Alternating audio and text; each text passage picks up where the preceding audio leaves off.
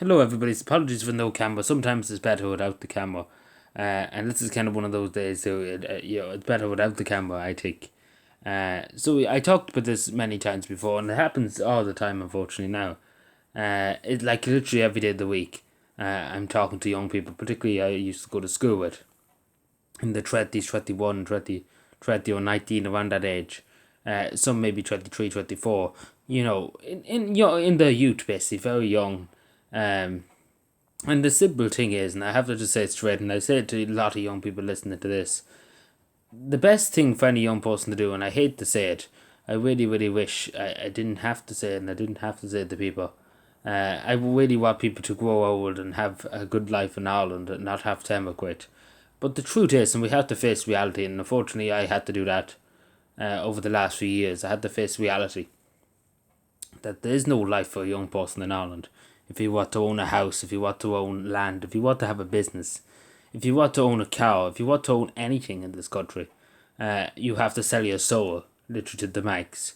You literally have to bend over backwards, basically, for the banks and the government and stuff like that to get anything. And it simply shouldn't be the way. It should not be the way, and it's simple as that. And particularly, again, as I say to many people before, young people coming out of college and young people coming out of secondary school, there's nothing there for them. There's nothing there. Maybe if you came in Dublin, there's some maybe jobs you can get if you're lucky. Let's put it that way. But in rural Ireland and County Cavan and stuff like that, there's literally nothing. There's nothing for anybody, and especially too when this Green Party destroy farming, which is soon going to happen by 2030. We all know they want to cut the herd by 30%. And then eventually by probably 2050, there's no such thing as an Irish farm.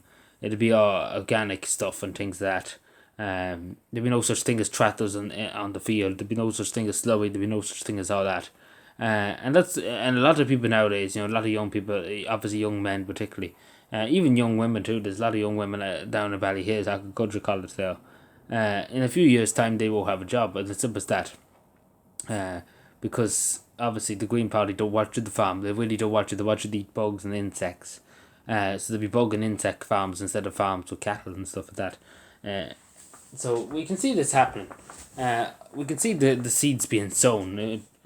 Pardon the pun, but we can actually see them being sown at the moment. And for a young person now, coming out of college and stuff like that, or coming out of school and things, so there's basically nothing there. And if you want to get your first car, then good luck to you, because you'll be paying for that for the next 78 years, a decade maybe. Some people have to pay back a loan they take out for a car because you have to literally sell your soul, and because the wages have gone down and stuff like that. It's a fucked up country. Let's put it that way. And it's a shame. I've said it to many people over the last few weeks. Many people who I was good friends with, and I said the best thing for you to do is just to leave. And simple as that. And it's a sad thing to say, but the best thing is just to leave and never look back. To be totally honest, go to Australia, go to New Zealand, go to any country and make a life for yourself, because there is no life here for anybody who wants to make a life for themselves, unless they're willing to sell their soul to the devil. Um, there's literally no way. Like, you see the house prices, you see places for rent.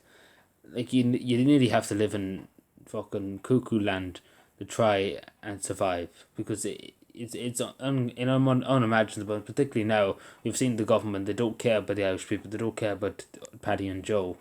Particularly for the native Irish people, of course. Obviously, they don't care about Paddy and Joe. They want other people in, obviously. They don't care about the people, the indigenous Irish people who are here for hundreds of centuries and stuff like that. They don't care. They just want you on a boat and get out of here and never come back. But yeah, it's a sad reality. It is a sad reality. And it's even sadder when we have so many good young talented men. Like, I can think of so many, and talented women, of course, too. I can think of so many in the top of my head. There's a nurse, and she's going off to Australia. There's a few others I know that are going off to other countries, Singapore and other countries. And these are very talented people that have good talents, they've good strengths, and that's what we need in this country. We have good talents, good strengths, and good sense of humour. And we're losing that. We're losing our best and brightest to other countries, and we shouldn't be doing that. No other country would be insane enough to let their best and brightest leave. No country would be insane enough. Like, you don't see in Australia people leaving in the dozens. Like literally every day of the week now, there must be hundreds leaving Ireland to go to other countries and never to see this country again. And we do need really a change. We do need a change in government. I think everybody can agree on that.